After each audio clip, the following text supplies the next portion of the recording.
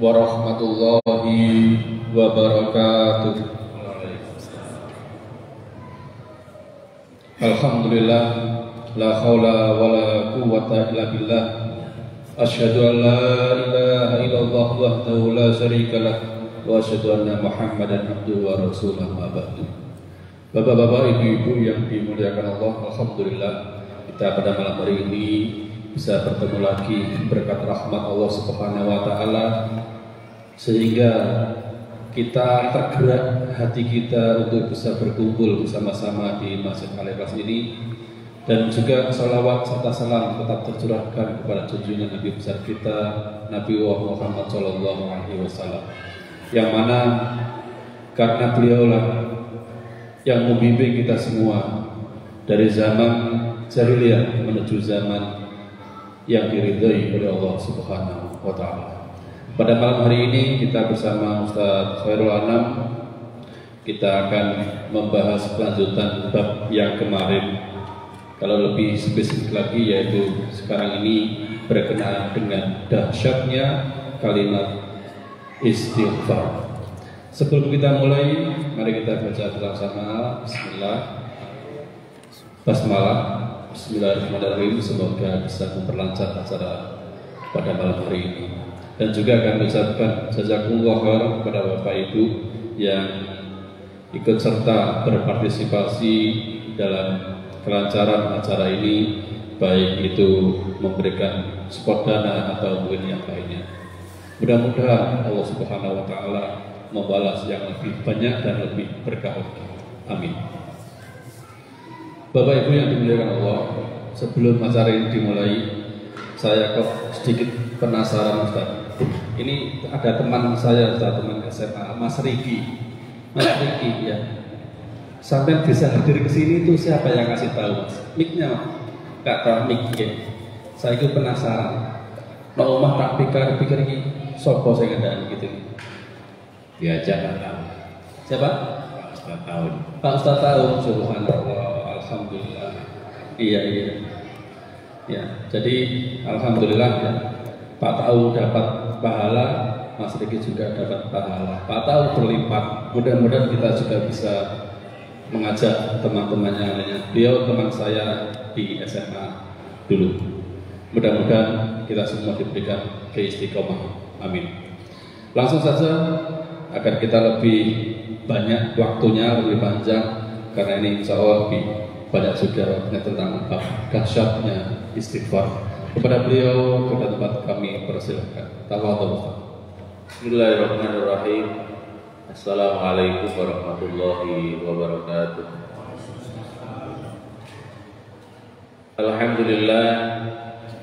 Alhamdulillahilladzi arsala rasulahu bil huda wa dinil haq liyudhhirahu ala dini kulli wa kafa billahi syahida. Asyhadu an la ilaha illallah wahdahu la syarika lah wa asyhadu anna Muhammadan abduhu wa rasuluh. Allahumma shalli wa sallim wa barik ala Muhammad wa ala ali Muhammad wa ala ashabihi wa man tabi'ahu bi da'atihi ila yaumil amma ba'du. Faqala Allah Ta'ala fi ayatihi, a'udzu billahi minasyaitonir rajim. Bismillahirrahmanirrahim. Ya ayyuhalladzina amanu isbiru wa sabiru wa rabitu wattaqullaha la'allakum tuflihun.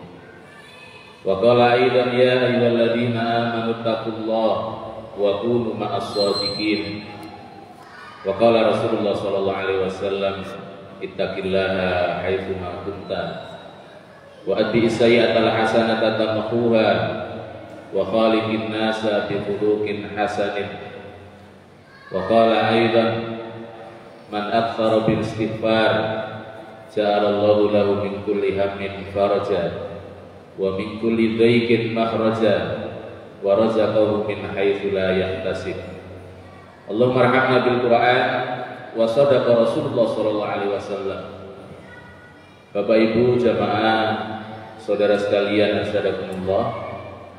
Alhamdulillah, kita bersyukur kepada Allah Subhanahu wa taala pada kesempatan malam yang berbahagia ini, atas iradah syariah Allah semata kita dipertemukan oleh Allah Subhanahu wa taala di majelis ilmu yang disebutkan oleh Rasulullah SAW sebagai riyadul jannah yang ada di dunia, sebagai taman-taman surga yang Allah sediakan ketika di dunia.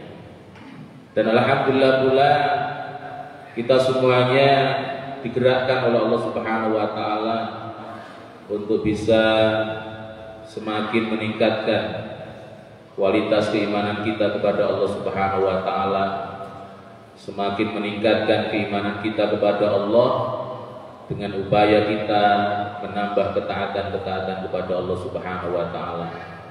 Dan malam hari ini ketika kita thalabul ilmi juga termasuk bagian daripada ketaatan kepada Allah Subhanahu wa taala.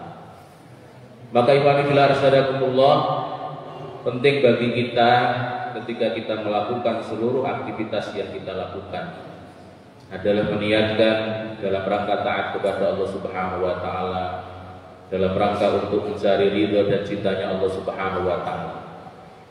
Karena ada satu ungkapan bahwa segala sesuatu yang tidak diniatkan karena Allah Subhanahu wa taala yatmahillu, maka apa yang dia lakukan itu akan sia-sia.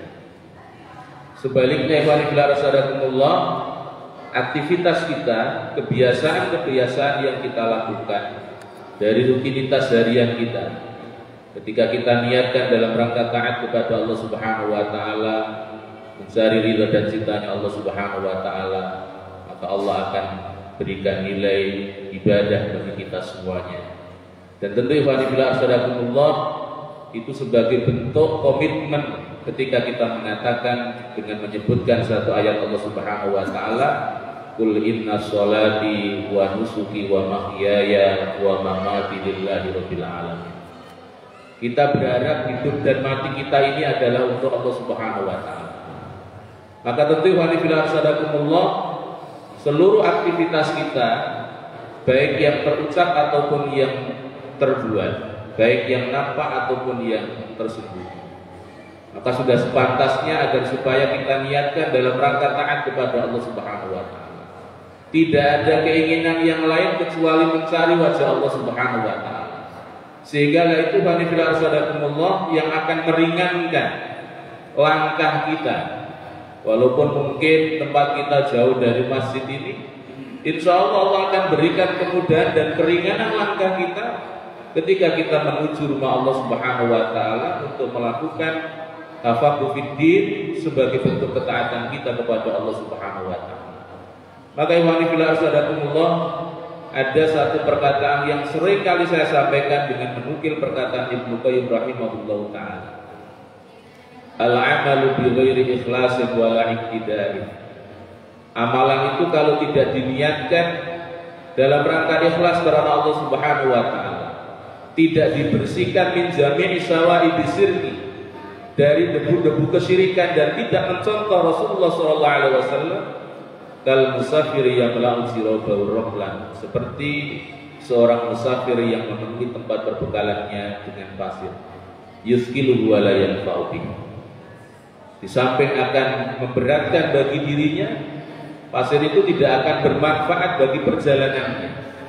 Nah, kita jangan sampai ikhwani fillah rasyadakumullah dari masa balik sampai kemudian kita dipanggil oleh Allah Subhanahu wa taala, kita berjibaku dengan seluruh aktivitas yang kita lakukan, dari bangun tidur sampai tidur lagi, dengan berbagai macam aktivitas yang luar biasa banyaknya.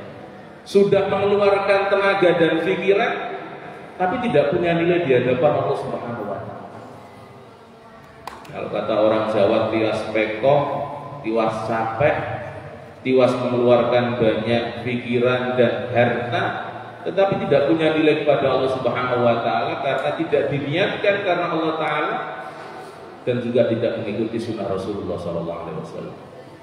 Maka ikhwani fillah rasyadakumullah, penting bagi kita untuk meluruskan niat di dalam tafaqquh fiddin, karena cahaya Allah itu tidak bisa masuk ketika ada penghalang dalam hati kita. Ketika dalam hati kita masih ada iradah yang lain, masih ada keinginan untuk selain Allah Subhanahu wa taala, apapun yang kita pahami itu mungkin hanya bisa sampai pada tataran intelektual kita saja, sampai otak, tidak sampai ke dalam hati. Sehingga kata orang sekarang banyak orang pinter, tetapi apa yang dia pahami dengan apa yang dia perbuat jauh dari apa yang kemudian menjadi satu keharusan bagi seorang muslim. Maka kita diingatkan oleh Allah Ta'ala, ya ayyuhalladzina amanu ittaqullaha wa kunu ma'as-shadiqin. Hai orang-orang yang beriman, bertakwalah kalian kepada Allah dan jadilah kalian bersama orang-orang yang benar. Ikhwani fillah sadaqakumullah, Bapak Ibu jamaah sekalian yang semoga dirahmati oleh Allah Ta'ala. Terkait juga apa yang tadi kita niatkan, itu juga dalam rangka untuk membersihkan hati kita. Karena ini penting, ya. Maka dalam beberapa kesempatan kajian, berapa kali? 4 kali ya, 4 kali ya, 4 kali dengan malam hari ini. Kita masih membicarakan hal yang terkait dengan hati dan bekal untuk kehidupan kita setelah kematian kita. Ya. Kita mau arahnya ke situ saja. Nah, kemarin sudah kita sebutkan salah satu hal yang bisa, jadi sebetulnya itu bukan hanya dasarnya kalimat istighfar, tapi sebetulnya itu judulnya dasarnya kalimat istighfar sebagai pembersih hati. Ya. Jadi memang hati kita ini harus kita bersihkan. Kenapa harus kita bersihkan? Karena kita semuanya berkeinginan ketika kita menghadap Allah Subhanahu wa Ta'ala, hati kita ini dalam kondisi qalbun salimun, dan itu yang manfaat di hadapan Allah Subhanahu wa Ta'ala. Sementara ikhwan fillah sadaqakumullah, kita sadar bahwa dari pola pikir kita, ucapan-ucapan kita yang terucap, perbuatan-perbuatan kita yang kita lakukan, itu tidak bisa lepas dari kesalahan-kesalahan. Dan kita yakin ikhwan fillah sadaqakumullah bahwa kesalahan-kesalahan itu bukan hanya sekedar sebagai catatan amal bagi diri kita, tetapi juga akan punya pengaruh yang sangat luar biasa bagi kesehatan kita, baik kesehatan jasmani, kesehatan psikis dan hati kita, dan kesehatan jiwa kita. Maka kemarin sempat kita sampaikan di dalam kitab Ad-Da'wah Dawah oleh Ibnu Qayyim itu, beliau banyak menyebutkan bahwa pengaruh daripada dosa yang kita lakukan itu bukan hanya mengenai psikis kita saja, termasuk jasad kita. Tapi hebatnya Allah berikan ibtilah kepada kita ketika kita diuji dengan penyakit yang penyakit itu sebetulnya akibat dari perbuatan kita, tapi Allah berikan kafarah. Ya, Allah akan hapuskan kesalahan-kesalahan kita ketika kita sabar dan ridho atas apa yang kita jalani ketika kita diuji oleh Allah Subhanahu wa Ta'ala dengan penyakit. Sakit gigi, ya, itu bukan hanya sekedar, ya mungkin kalau dia misalnya dokter, ya itu terkait dengan gigi kita, tetapi bisa jadi ada dosa-dosa yang kita lakukan yang terkait dengan lisan kita, yang kemudian kita diistirahatkan oleh Allah Subhanahu wa Ta'ala untuk banyak beristighfar kepada Allah Subhanahu wa Ta'ala. Kan saya yakin ketika orang sakit gigi itu nyelatu orang lagi atau enggak? Tapi kadang malah nyelatu uang gitu. Karena dia tidak paham bahwa dengan sakit gigi itu Allah berikan satu ibtilah kepada dirinya. Ya. Coba kalau kita sakit gigi itu kan Masya Allah, paling yang keren-keren sambil istighfar kepada Allah Subhanahu wa Ta'ala dengan harapan apa? Radha'il yang keluar dari lisan kita, kotoran-kotoran yang keluar dari lisan kita ini kemudian dikafarah oleh Allah Subhanahu wa Ta'ala. Dan yang wajib sadaqakumullah, pengaruh terbesar itu adalah ke dalam hati. Maka kalau kita berbicara kaitannya dengan hati itu sebetulnya bukan hanya dibersihkan tetapi juga diobati. Ya, nah cara pengobatannya itu salah satunya yaitu dengan Al-Quran. Nanti kita bahas kesempatan yang lain. Tapi hari ini kita akan bahas untuk terkait dengan bagaimana kita membersihkan hati kita dari kotoran-kotoran tadi.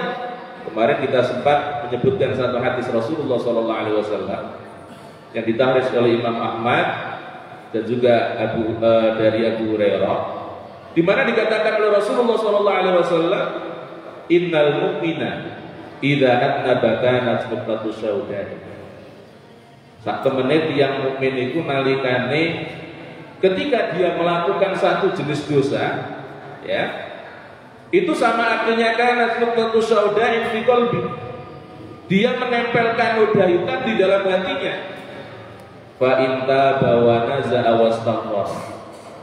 Jika dia bertobat, menghentikan dosa yang dia lakukan, wastaghfar dan mohon ampun kepada Allah Subhanahu wa taala, sukila qalbu. Hati itu akan bersih lagi, cemerling lagi. Kalau kaca itu seperti dikasih apa itu? Bukan hanya dilap, dikasih pembersih kaca apa nih? Nah, super clean apa nih? Makanya sampai dalam kajiannya Imam Al-Ghazali itu, hati itu ketika kena dampak daripada kemaksiatan, itu diibaratkan seperti cermin. Semakin banyak dosa yang kita lakukan, semakin banyak debu yang akan menempel dalam diri kita. Dan kalau sudah hati itu terlalu banyak noda hitam yang akan menempel di dalam dirinya, itu kata Rasulullah SAW, ya, wa in zadat hatta ya'luwa qalbu dzalika ar-raib. Ya.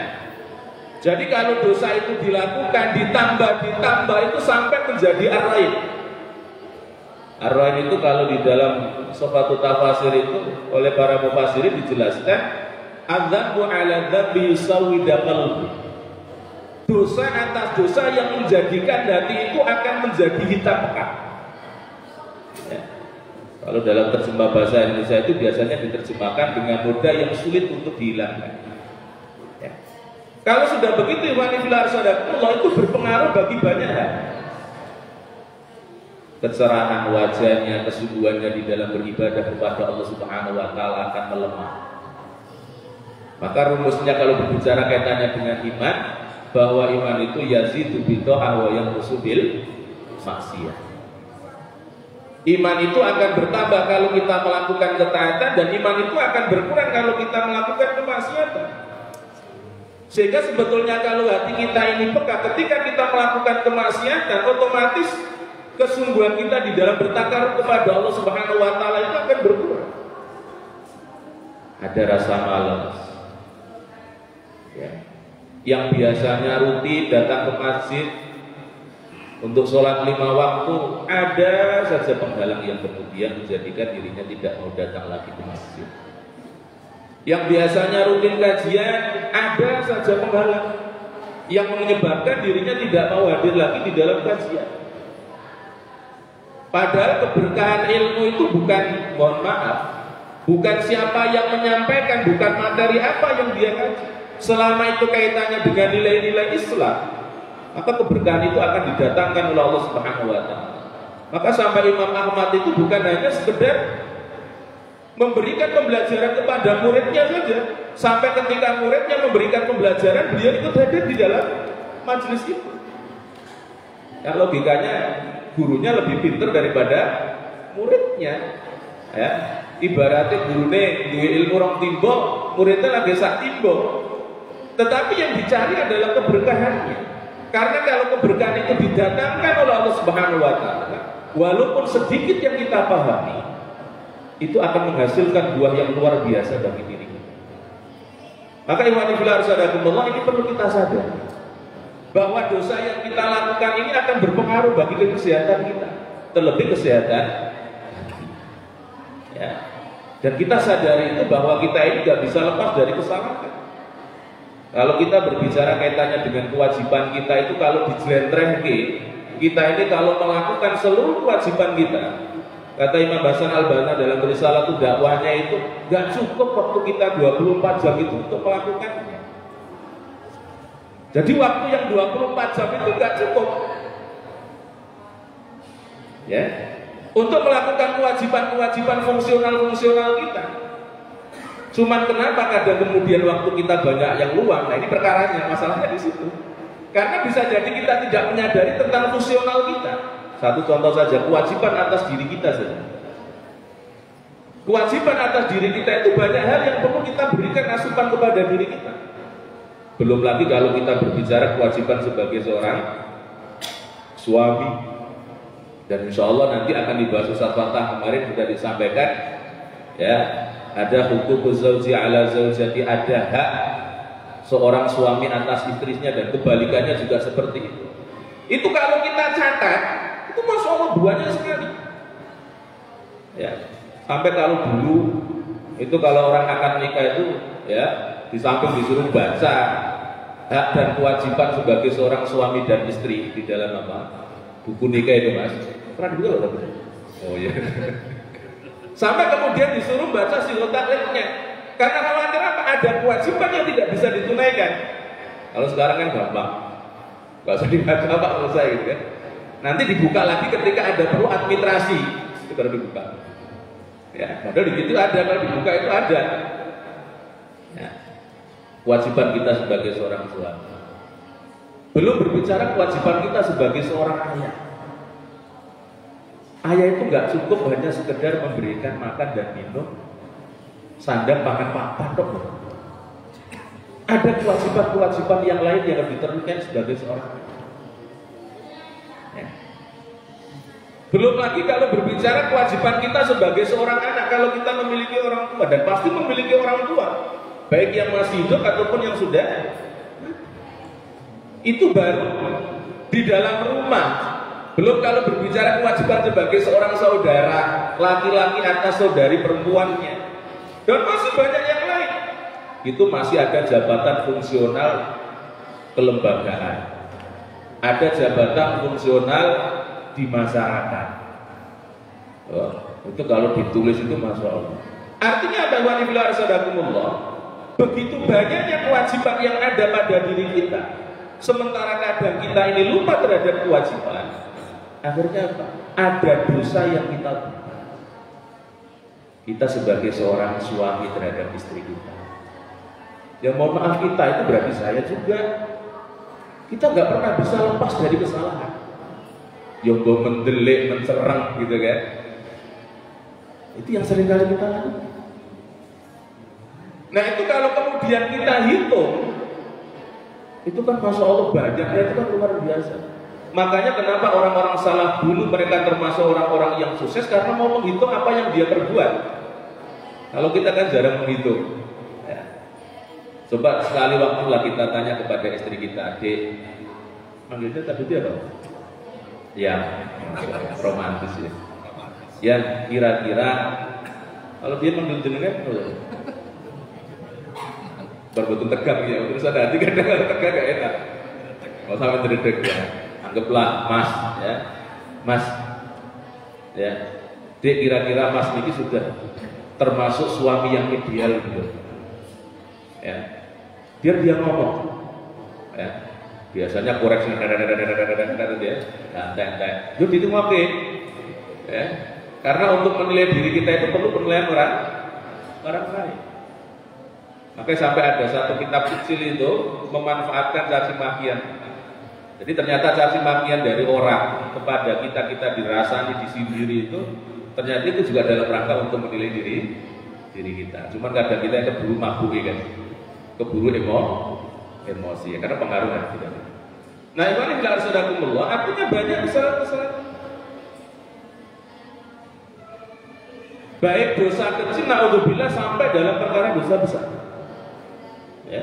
Karena kalau sudah melakukan perkara dosa besar, itu akan menghilangkan 3 hal, sebagaimana disampaikan oleh Syekh Shalal Al-Fauzan. Yang pertama adalah akan menghilangkan rasa takut kepada Allah Subhanahu wa taala. Al-khasyah itu akan dicabut oleh Allah Subhanahu wa taala. Orang diuji oleh Allah taala. Itu kan ada satu tokoh sejarawan, dengan kenapa Indonesia ini mundur gitu ya. Tuhannya aja gak pernah ditakuti gitu kan. Itu bukan hanya beliau, memang kenyataannya begitu ya. Jadi kalau orang itu melakukan dosa besar, rasa khasyah itu akan diangkat oleh Allah Subhanahu wa taala di dalam hatinya. Sampai Ibnu Qayyim rahimahullah taala itu menjelaskan bahwa rasa al-khasyah itu tidak ditandai dengan tangisan saja.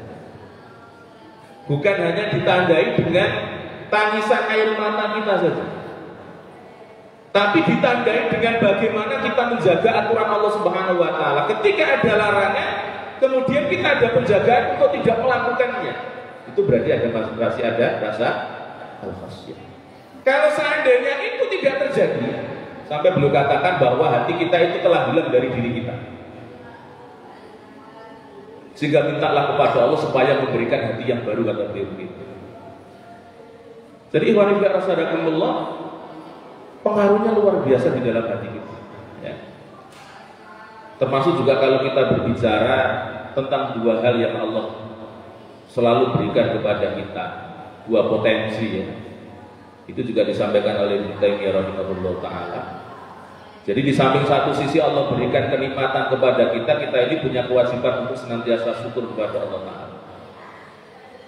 Saking banyaknya nikmat yang Allah berikan kepada kita. Di samping satu sisi yang lain, kita juga ada potensi melakukan keburukan, dan itu hari-harian kita. Apakah itu dosa kecil ataupun dosa besar. Nah, kewajibannya kalau tadi mendapatkan nikmat adalah dengan mengucapkan alhamdulillah, bersyukur kepada Allah Ta'ala. Ketika melakukan dosa, maka harus istighfar kepada Allah Subhanahu wa Ta'ala. Maka di dalam hadis tadi kata kuncinya itu 3 hal. Fa inta bawana zawastaghfar. Kemudian para ulama menjelaskan, ketika istighfar digabung dengan taubat, ya, atau disebut secara sendiri kalimat istighfar, itu ada satu perbedaan.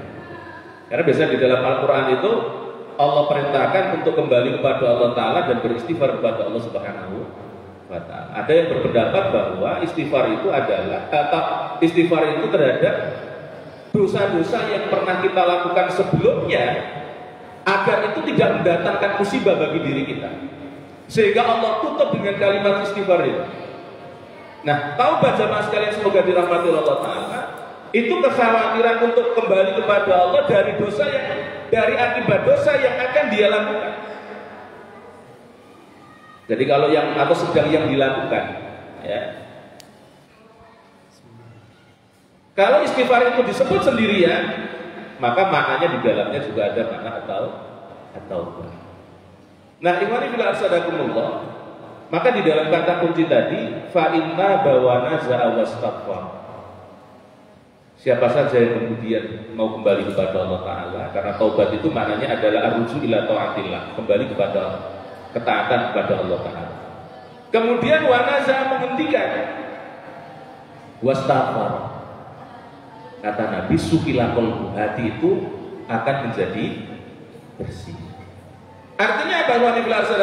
Bahwa istighfar itu termasuk amalan yang bisa membersihkan hati kita. Dan itu jamaah sekalian semoga dirahmati Allah Ta'ala, satu perkara yang ringan bagi orang-orang yang dimudahkan oleh Allah Ta'ala.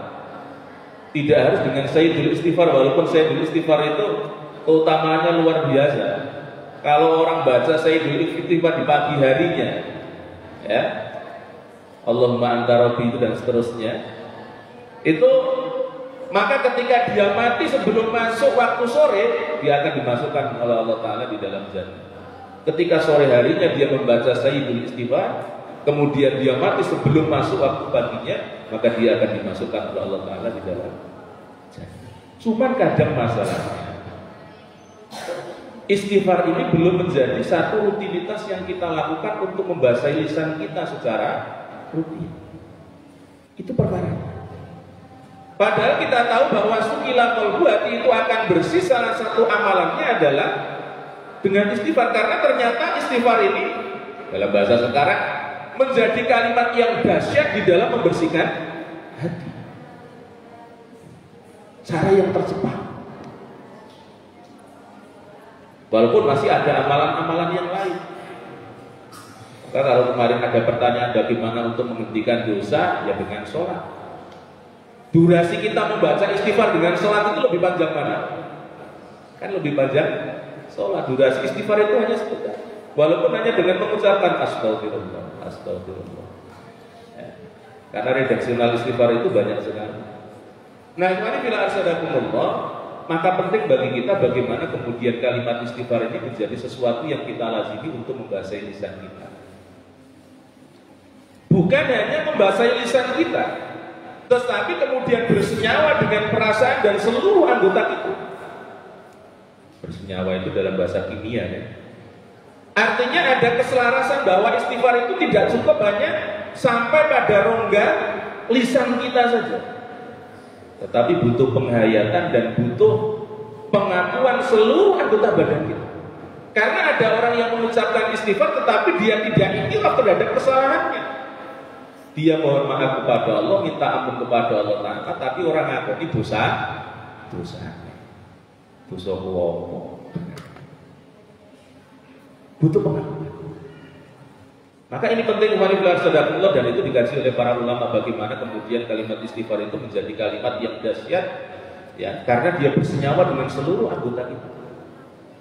Sehingga kalau sudah masuk dalam seluruh jawari kita, seluruh anggota badan kita ini kecenderungannya lebih kuat kepada ketaatan kepada Allah Subhanahu wa Ta'ala. Waktu-waktu kita ini akan menjadi waktu-waktu yang produktif. Dan kenapa urusan berbekal untuk kehidupan setelah kematian saya paling banyak berbicara kaitannya dengan hati. Hati inilah yang menggerakkan atas izin Allah. Kita akan menjadi mukmin yang produktif karena kesehatan hati. Tapi kalau kesehatan hati kita ini tidak ada, bagaimana kita akan menjadi mukmin yang produktif? Waktu-waktu kita habis.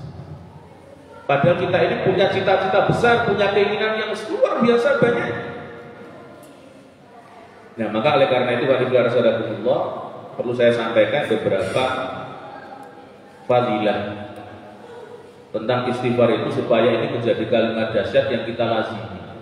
Karena sekali lagi Allah, ya mungkin kalau sekarang bayangan kita istighfar, tapi nanti setelah keluar dari masjid ya, itu lali newes ya, pemenang ketemu anak bojo ya, kita ngarapi bojo astagfirullah, mas lapo mas kok istighfar, pas aku tambah elek gua ya.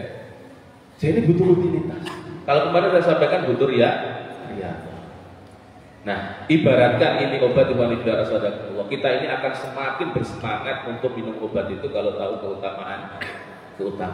Tapi kalau nggak tahu keutamaannya, nanti kubik itu rata-rata. Coba kalau kita sakit, nah karena sakit kita ini menyiksa ya, mendera hati diri kita. Besobat pokoknya seperti mas gawe gini di bulu, ya, dikongkong ini yo dilakon. Ya, saya juga begitu masalahnya. Ya. Ketika kita tahu keutamaannya, nah bisa jadi rutinitas tadi untuk melazimi istighfar itu karena kita tidak mengerti atau banyak keutamaan tentang istighfar yang perlu kita pahami. Dan ternyata istighfar ini menjadi salah satu kunci kesuksesan bagi kehidupan kita atas seluruh problema yang kita hadapi. Benar. Jadi kalau ada urusan rumah tangga kemudian kita banyak problematika yang seringkali dikaji, kuncinya gampang, istighfar harus selesai. Dan itu banyak kisahnya. Urusan sulit mendidik anak, banyak istighfar. Karena yang menjadikan terhalangnya barokah dan rahmat Allah Subhanahu wa Ta'ala itu karena dosa yang kita lakukan. Ya. Ekonomi sulit, istighfar. Apa coba permasalahan hidup kita? Kuncinya kan hanya dua, susah dan senang kan? Diuji oleh Allah Ta'ala dengan sesuatu yang menyenangkan dan diuji oleh Allah Ta'ala dengan sesuatu yang menyusahkan. Ketika yang menyusahkan tadi, bojo rewel, istighfar ya, diwiriti. Saya dulu sering ketika masih jualan film di mana di Blimbing itu banyak teman-teman TPI nelayan itu datang ke toko itu kemudian minta amalan. Ya, nah kemudian saya tanya dulu amalan ini saat durungi opo. Ya ada yang banyak cerita lah. Biasanya pakai minyak jin. Ya memang kadang istirahat oleh Allah Ta'ala. Kalau udah pakai itu kayak walongan. Gitu. Kurang lakoni walongan, itu sepi. Nah, dia datang ke rumah. Kalau datang ke toko itu ngobrol-ngobrol. Saya bilang mesti kepada Allah Ta'ala. Mancing-mancingnya durung tarik. Baca istighfar. Itu akan menghapuskan dosa dan warazaqahu min haitsu la yahtasib. Anak sing apa juga sih. Banyak istighfar kepada Allah. Maka Allah di dalam mukadimah tadi saya menyebutkan satu hadis Rasulullah SAW dan itu sudah seringkali kita sebutkan ya. Di dalam hadis yang ditakhrij oleh Imam Ahmad dan Ibnu Majah, di mana Rasulullah SAW mengatakan, man aktsara istighfar, ja'alallahu lahu min kulli hammin farja. Siapa saja yang memperbanyak kalimat istighfar, maka Allah akan jadikan bagi setiap sesuatu kesusahan, Allah ganti dengan kemudahan. Kesusahan bekerja Allah akan ganti dengan kemudahan. Kesusahan mendidik anak Allah akan ganti dengan kemudahan. Ya. Kesusahan mengatur suami kalau bagi ibu-ibu diistighfari, leret Pak. Ya. Kesusahan sebaliknya suami ngatur istrinya, baca istighfar. Ya.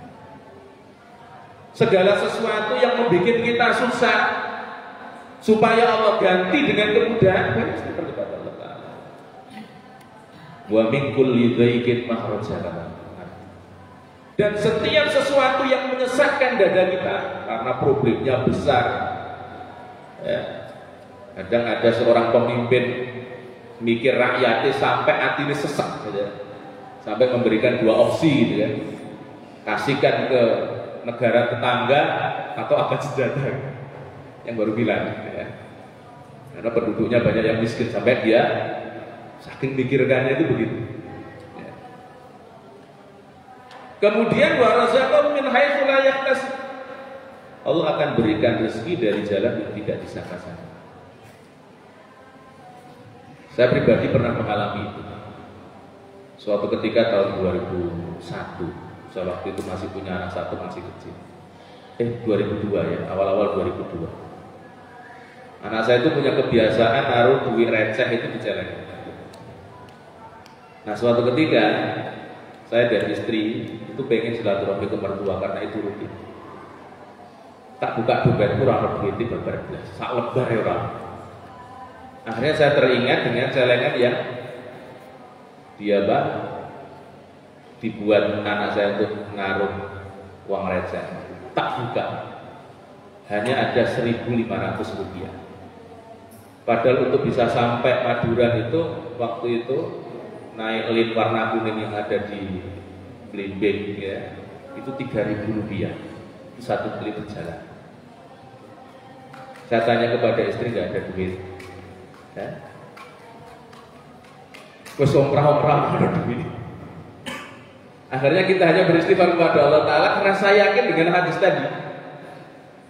Tidak dapat lama, sekitar 5 menit atau 7 menit, pintu itu ada yang ngetok. Saya buka, ternyata teman dari Solo. Tidak ada janjian sebelumnya. Dan ternyata teman itu ngasih saya 150.000. Loh Pak, bedanya hanya nolnya. Uang di celengan 1.500. Teman tadi gak ada janjian ke apa, dia datang ke rumah, setelah dari Tenggulu dia cerita, kemudian datang ke rumah ngasih 150.000. Beda nolnya berapa begitu? Lumayan ya. Ya Allah. Dan masih banyak peristiwa yang lain. Ketika kita di dalam juga sama, kadang di dalam itu, maksudnya di dalam Pak ya, kepengen mangan enak, orang langsung dipangan. Ya. Kita banyak istighfar kepada Allah Ta'ala, kemudian rasa-rasa dengan teman-teman. Ya. Jadi kalau buka nganggo kurma ini Masya Allah. Tidak dapat lama kemudian Allah datangkan kurma satu kali. Dan saya yakin antum pernah mengalami itu semuanya di masa-masa. Ya. Walaupun dengan satu kali istighfar yang kita baca. Kemudian Ibnu Rasulullah di dalam satu cerita yang sangat populer, ketika Hasan Al-Basri ditanya oleh beberapa orang yang mengadukan tentang permasalahan, ada yang mengadukan di tempatnya itu Pak Selepik panjang, ya, setiap tanam nggak ada hasil. Ada lagi yang datang kepada beliau pekerjaannya sulit, nggak ada pekerjaan. Ada lagi yang datang dia sudah nikah lama tidak memiliki anak. Apa yang beliau sampaikan? Orang-orang yang datang dengan membawa problematikanya masing-masing, ditanya panjang. Ya. Itu hanya diminta istighfarillah, beristighfar kepada Allah. Jadi permasalahan-permasalahan yang berbeda-beda tadi ketika yang datang kepada beliau, amalannya itu cuma satu, istighfar kepada Allah Subhanahu wa taala. Sampai itu menjadikan murid beliau itu bertanya kepada beliau, "Wahai saya, kenapa setiap orang yang datang dengan membawa permasalahan yang berbeda-beda, tapi kuncinya cuma satu, istighfar kepada Allah Ta'ala?" Kemudian beliau bacakan surat Nur, ya, yang itu bisa kita lihat, ya.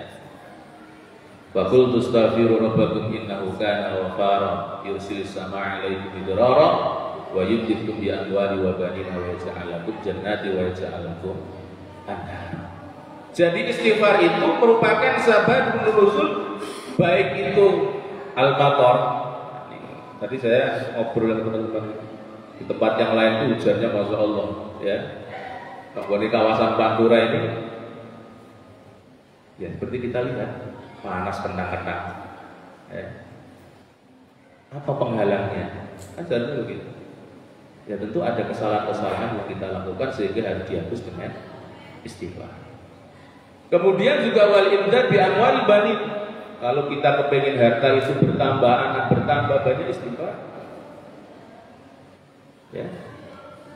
Jadi kuncinya di dalam istighfar, dan masih banyak ayat-ayat yang lain wa fil arsadaqullah tentang keutamaan istighfar ini, termasuk lidaf'il bala. Termasuk dalam rangka untuk menghilangkan bala, menghilangkan musibah.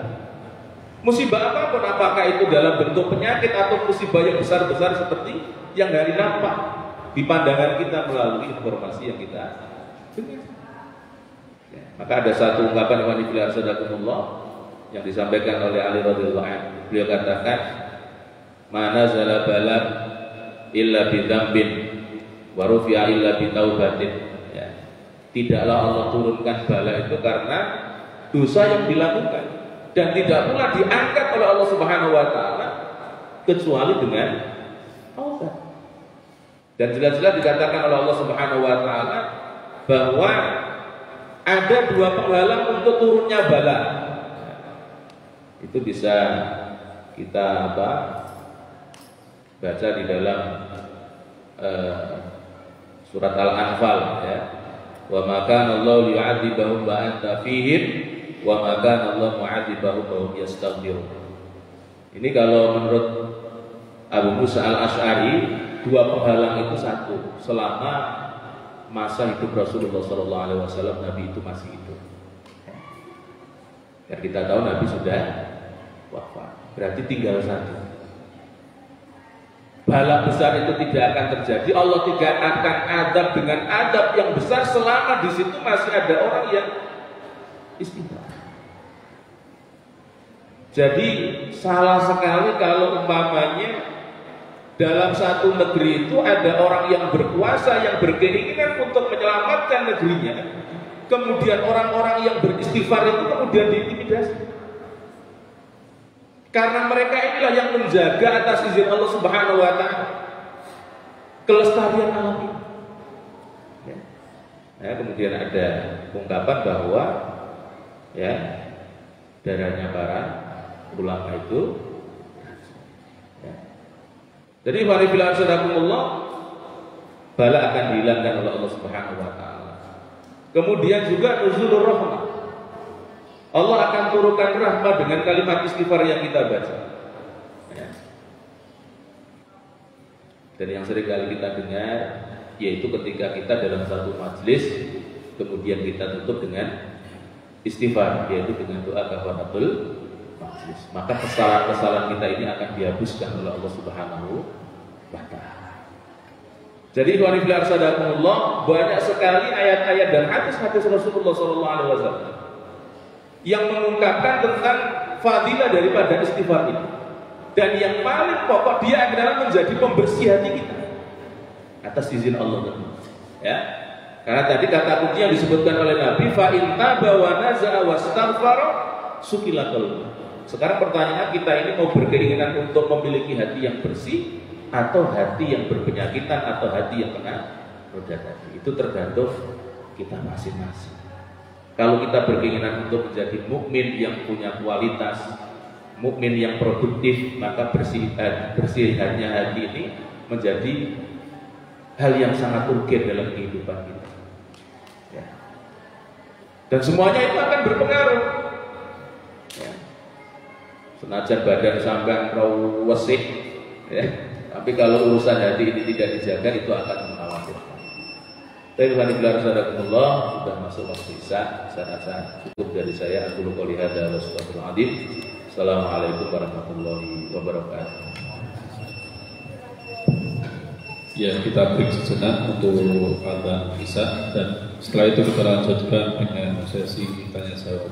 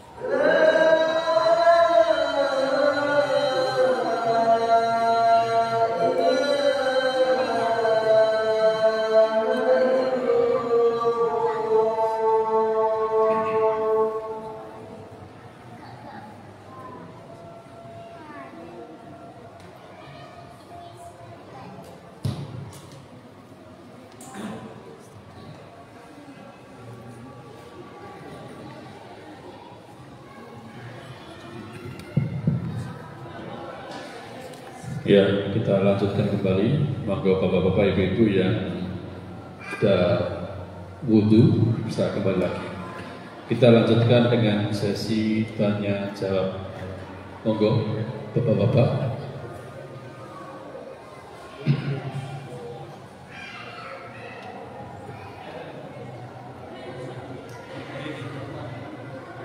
Oh iya, monggo.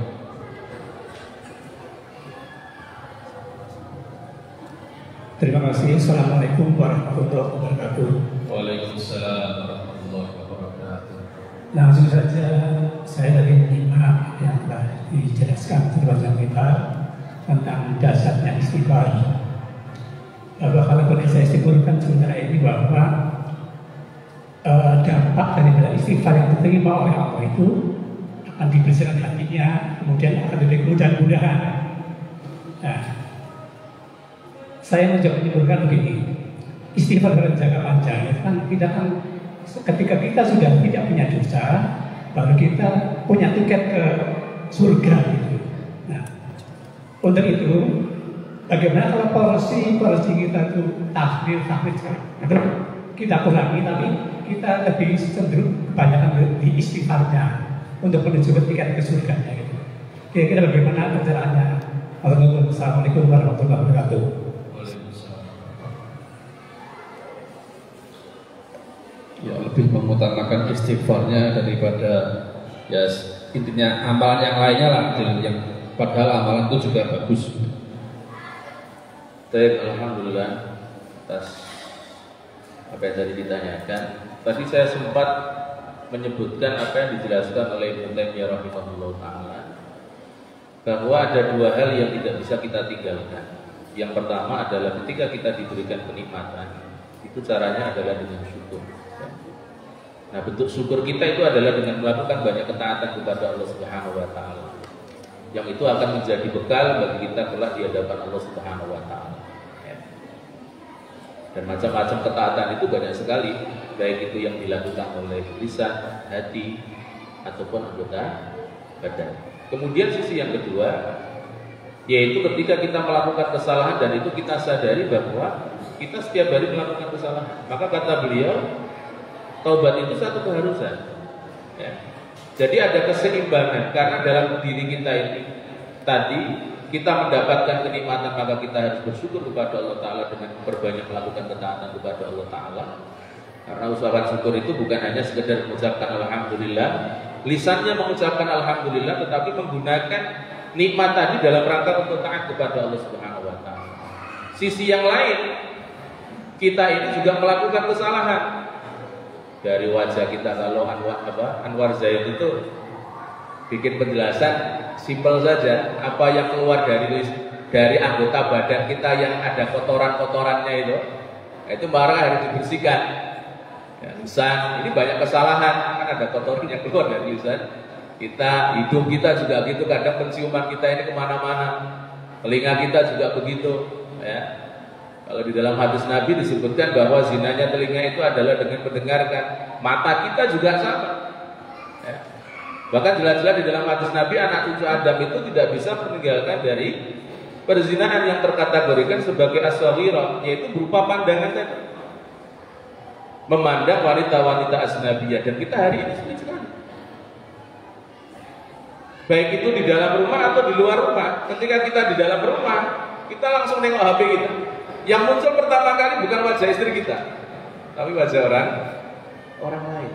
Itu bukan tidak punya pengaruh, punya pengaruh dalam diri kita. Nah, kita sementara punya harapan bagaimana kita mendapatkan jannah. Maka kenapa Rasulullah SAW beliau mencontohkan dalam satu hari itu beristighfar kepada Allah Ta'ala sebanyak 100 kali, dan itu pernah kita kaji di dalam bab taubah. Nah, dengan begitu ketika kita kembali kepada Allah Ta'ala, ketaatan-ketaatan yang terlahir dari ucapan Alhamdulillah tadi sebagai bentuk syukur atas nikmat yang Allah berikan kepada kita, itu akan menjadi bekal ketika kita kembali kepada Allah Ta'ala. Kesalahan-kesalahan kita sudah dihapuskan oleh Allah Subhanahu wa Ta'ala. Maka kesempatan ini di samping tadi membersihkan hati, itu juga dalam rangka kesalahan-kesalahan kita ini dimaafkan oleh Allah Subhanahu wa Ta'ala. Ya. Makanya kalau kita melihat satu keterangan disampaikan oleh Syekh Al-Utsaimin bahwa untuk menghapuskan dosa itu di samping istighfar juga amal ketaatan tadi. Jadi Masya Allah itu berkaitan semuanya. Antara ketaatan yang kita lakukan juga akan menghapus kesalahan-kesalahan kita. Istighfar yang kita baca juga akan menghapuskan kesalahan kita. Maka kata Nabi, wa'ad bi'isayyi'atal hasanata tamhuha. Nah, dengan begitu orang itu yang difikirkan adalah fa'idha faraghta fatansab. Dia tidak akan punya ruang untuk membahas aib orang lain. Maka sampai di dalam hadis itu, ketika kita ini dihadapkan dalam peradilan Allah Subhanahu wa taala, diungkap kesalahan-kesalahan kita, anggota badan kita yang akan menjadi saksi atas apa yang kita lakukan. Bumi akan menjadi saksi atas apa yang kita lakukan. Allah telah menutupnya kesalahan-kesalahan kita. Karena kita menutup aib saudara kita. Ya. Maka wanita sadaqatullah dua ini harus dilazim. Maka kata beliau, ucapan syukur dan istighfar itu menjadi dua kalimat yang seharusnya dilazimi ya oleh diri kita. Dan memang waktu yang paling terbaik itu adalah wabil ashari yastaghfirun, waktu sahur. Karena pada waktu sahur itu dekatnya hamba dengan Allah Subhanahu wa taala dan dalam kondisi ya, dia dalam kondisi khalwat kepada Allah taala. Enggak ada orang yang menyaksikan. Enggak ada orang yang menyaksikan. Dan termasuk yang perlu saya sampaikan juga, mohon maaf, kenapa istighfar ini juga harus kita lakukan. Tadi saya menyebutkan apa yang disampaikan oleh Syekh Shalih Al Fauzan itu bahwa ada 3 dampak. Yang pertama adalah Allah akan mencabut apa tadi? Rasa takut, al-khasyah tadi. Kemudian yang kedua adalah rasa khusyuk. Maka kalau kita bertanya, kalau kita sholat kenapa nggak bisa khusyuk? Berarti ada sesuatu di dalam hati kita. Dan kita tidak perlu tenang. Kadang kita ini biasa-biasa wae gitu seperti itu. Padahal ada sesuatu, ya. Sholat itu menjadi sesuatu istimewa sampai Rasulullah SAW dalam kondisi yang luar biasa capeknya minta kepada Bilal untuk dikumandangkan azan dengan kata beliau apa? Istirahatkan kami dengan azan. Artinya apa? Dengan sholat itu ada satu energi yang Allah berikan kepada diri kita. Nah, cuman masalahnya kenapa kita sholat itu kok nggak khusyuk gitu kan? Berarti ada sesuatu yang bermasalah di dalam hati kita. Mungkin jangan-jangan karena dosa tadi sehingga rasa khusyuk itu dicabut oleh Allah Ta'ala. Dan yang ketiga adalah cahaya iman. Makanya sampai nanti klimaknya, tahapan akhirnya orang yang banyak melakukan dosa itu sampai hatinya itu akan dikunci mati oleh Allah Subhanahu wa taala. Dikasih peringatan, nggak dikasih peringatan sama saja. Ada kejadian yang menakutkan yang didatangkan oleh Allah Ta'ala, tidak ada kejadian sami mawon. Dan itu tiba-tiba orang-orang yang kufur kepada Allah Ta'ala. Fa'yadu billah. Wallahu a'lam bishawab. Iya, tadi ada poin yang belum dijawab Ustaz. Yaitu apa itu umpamanya dari tilawah tadi gitu kan. Lebih utama mana ketika kita membawa tilawah sama dengan istighfar, salah satu contohnya gitu. Jadi zikir yang paling baik itu ayat-ayat Allah Subhanahu wa taala. Kayak tadi saya dari awal sudah mengucapkan kalau istighfar tadi membersihkan, kalau tilawatul Quran itu adalah sifatnya, obatnya. Nah, kalau kapan hari disampaikan oleh Ustaz Hambal, Allah itu berikan sarana kepada kita. Makanan nutrisi bagi hati kita itu variatif, ya kan? Dengan baca Al-Quran, sampai baca Al-Quran, duduk-duduk sambil istighfar. Masya Allah, banyak hal yang bisa kita lakukan. Nah, mana yang harus kita utamakan? Ya tentu adalah sifatnya, tapi kan nggak bisa 24 jam. Kita kadang baca Al-Quran dapat 1 lembar, kok cek suwirnya kayak 1 lembar itu kan? Loh, karena perkaranya di dalam hati itu ada masalah benar. Tapi kenapa dalam kondisi pada waktu Ramadan, wah enak aja, gitu kan? Sholat walaupun 1 juz, kita malam-malam datang ke sini. Tapi kalau hari yang di luar Ramadan, aja mapak sak juz, ya, sak mekra aja. Wah, imamnya orang ngerti sikil kuli itu suwe ini ya. Berarti saling berkaitan gitu saja. Saling berkaitan. Jadi obat itu dibutuhkan, pembersih juga dibutuhkan. Iya, dibutuhkan. Iya. Monggo satu lagi. Barangkali ada yang mau ditanyakan.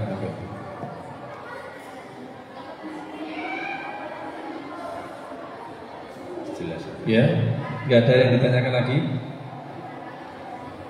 Ya, mungkin saya sedikit akan closing pertanyaan ini. Ya, ini nanti dijawab setelah juga dijawab sedikit. Iya, penutupan sekaligus ini kan pertanyaan penutup. Ya, manusia itu ternyata susah Ustaz, dalam artian memahami bahwa dirinya itu salah.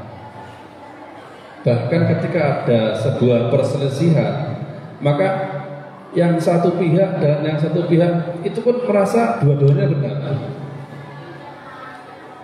Yang salah tentunya adalah faham gitu kan. Jadi kan akhirnya salah faham. Nah, apakah dengan seperti itu orang supaya bisa memahami bahwa memang terkadang hati kita, oh iya ternyata aku ini yang salah, atau mungkin yang satunya lagi, oh iya, bisa saling menyadari. Apakah itu juga bisa dengan ucapan istighfar itu bisa melunakkan hati seperti itu, atau ada trik yang lain? Monggo. Iya. Jadi memang walillah rasadakumullah, untuk mengaku salah itu berat, butuh kesembuhan. Ya. Butuh kesehatan hati. Maka orang yang diistimewakan oleh Allah Ta'ala itu bukan hanya memaafkan orang, tetapi juga pandai meminta maaf. Apalagi kalau kita ini dengan pasangan hidup kita, wong lanang mau jaluk sepure ki angel-angel gengsi. Ya. Nah itu semuanya muara dari sini. Maka termasuk penyakit hati itu adalah kesombongan. Sombong itu kan batarul haq wa ghamdun, meremehkan orang lain. Egonya terlalu tinggi. Ya, aku rasa padahal jelas-jelas orang yang menjabat tangannya yang pertama kali itu adalah orang yang terbaik. Ya. Jadi ketika kita mendahului menjabat tangan, artinya bahwa kita ini jangan mendahulukan ego kita sehingga kemudian kita tidak pertama. Dan itu memang butuh latihan, butuh bersihnya hati. Kita untuk iktiraf itu mengakui kesalahan kita itu butuh bersihnya hati. Dan salah satu pembersihnya adalah dengan istighfar. Tapi kan nggak bisa spontanitas. Masalahnya kalau pembersih itu digunakan spontanitas, ya kerjanya harus ngoyo. Ya. Jadi baca istighfarnya harus connect semuanya. Seperti kalau kita membersihkan kaca itu, kalau spontanitas, wis reget, tiba-tiba minta 5 menit itu harus bersih, ya susah. Gampang aja dipecah kocoknya mari. Ya, tapi kan nggak bisa begitu. Butuh latihan, butuh rias. Sehingga orang itu akan gampang mengakui kesalahannya. Orang yang mengakui kesalahan itu orang yang ingat. Ya. Maka kenapa idamnya itu secara lughawi maknanya adalah at-tadzallul, menghinakan dirinya di hadapan Allah. Itu berangkat dari bahwa kita ini ada banyak kesalahan sehingga kita mendatangi Allah Ta'ala untuk memohon rahmat dan ampunan Allah Subhanahu Wa Ta'ala, sehingga bisa melahirkan khusyuk tadi. Tapi kalau kita takbirnya tidak ada tadzallul, tidak menghinakan diri di hadapan Allah Ta'ala, ya, petendang takbir, petendang, ya, susah untuk bisa khusyuk. Maka antara khusyuk dan khudu itu dua hal yang berkaitan. Khusyuk itu berkaitan dengan hati, khudu itu terkait dengan anggota badan. Nah, supaya bisa khudu, mencontoh caranya Nabi sholat. Ya. Jadi manifillah sadakumullah berangkat dari ini. Orang akan tergerakkan melakukan kebaikan, orang akan menyadari kesalahan. Cobalah nanti kalau pulang kemudian kita katakan kepada orang yang kita cintai, kalau selama ini saya ada kesalahan, tolong maafkan kami. Itu bisa berbesmilin istrinya. Kok dengarin mas? Iya, mari ngaji. Wallahu a'lam bishawab. Prosesnya karena dibaca putih guyon ada. Wallahu a'lam. Ya, alhamdulillah ya, berjalan dengan lancar. Ya, kita istighfar dulu. Astaghfirullahaladzim, astaghfirullahaladzim, astaghfirullahaladzim. Innallaha ghafurur rahim. Monggo kita bersama-sama dengan niat hati yang betul-betul ikhlas istighfar kepada Allah Subhanahu wa taala. Kita bersama-sama. Astaghfirullahaladzim, astaghfirullahaladzim, astaghfirullahaladzim. Innallaha ghafurur rahim. Mudah-mudahan istighfar kita diterima Allah Subhanahu wa taala. Dan dari saya mohon maaf kalau ada kesalahan. Kita tutup dengan doa majelis.